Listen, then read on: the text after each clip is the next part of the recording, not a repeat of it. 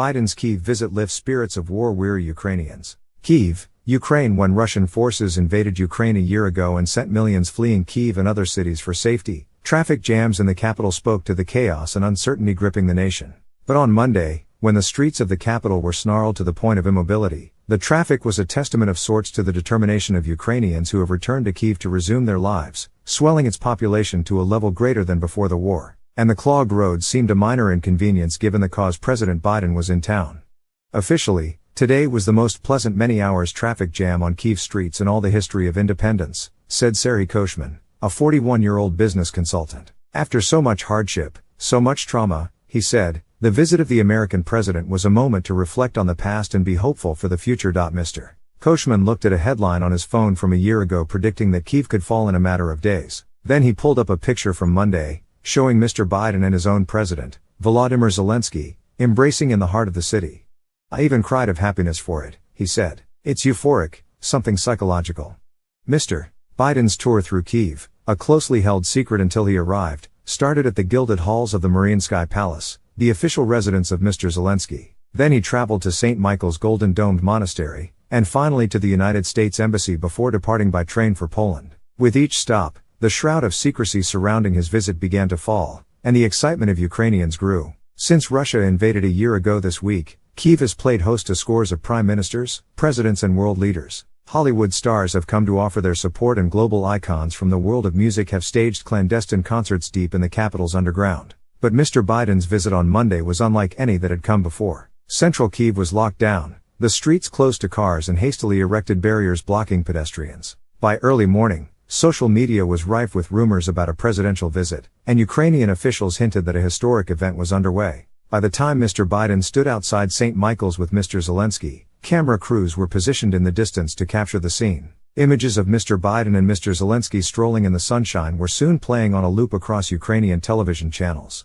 The shock and confusion in the weeks after Russia invaded faded long ago. Ukrainians, for the most part, have stopped being afraid of Moscow and have channeled their anger into a deep determination to carry on. Many of the people now living in Kyiv are transplants from cities in the east and south occupied or destroyed by the Russians. New cafes continue to open, and they are invariably buzzing. After several months this winter when it seemed that the city could be plunged into darkness at any moment as Russian bombardments triggered rolling blackouts, this past weekend, for the first time, there was no need for power cuts in Kyiv. But the daily threat of attack still looms. As Mr. Biden and Mr. Zelensky paid tribute to fallen Ukrainian soldiers outside the monastery, an air raid alarm sounded and scores of residents went to underground shelters. In recent days, Ukrainian officials have stepped up their warnings that Moscow is likely to unleash large-scale aerial bombardment to coincide with the one-year anniversary of the war on Friday. Everything Russians have at hand will be used, because they have tried everything, Yuri Inat, a spokesman for the Ukrainian Air Force, said over the weekend. The only thing they are capable of is to intimidate Ukraine and the world with some apocalypse weapon.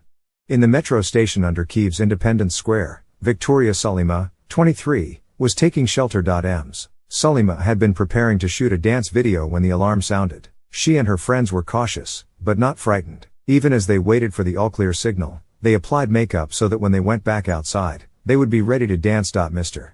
Biden's visit coincided with a solemn day in Ukraine. On February 20, 2014, dozens of protesters were killed by snipers and police officers as the Kremlin-backed president at the time, Viktor Yanukovych, tried to cling to power. Ukraine's desire to break free of Russia's yoke and assert its independence set in motion the chain of events that led to Russia's unprovoked invasion a year ago and the largest land war in Europe since the end of World War II. As Mr. Biden moved across the city, Independence Square was largely silent. Some women hung white paper doves outside a memorial chapel. Fresh flowers were placed by the names of those killed in the 2014 protest, and in the evening candles were lit in their honor. Ukraine's Ministry of Defense said that the American president's visit and its timing sends a powerful message to our enemy. Tyranny will not defeat the free world. Ukrainian media and people on the streets echoed that feeling.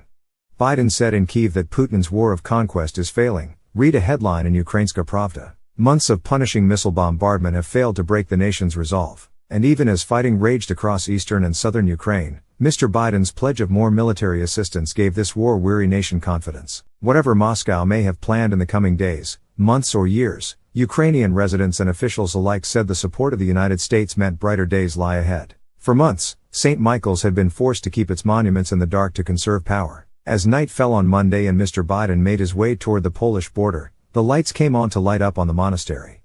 We, in fact, have survived the winter, which is coming to an end, said Hannah Mailer, a deputy minister of defense. It's time to win. Carlotta Gall, Natalia Yermak and Oleksandra Chubko contributed reporting from Kyiv.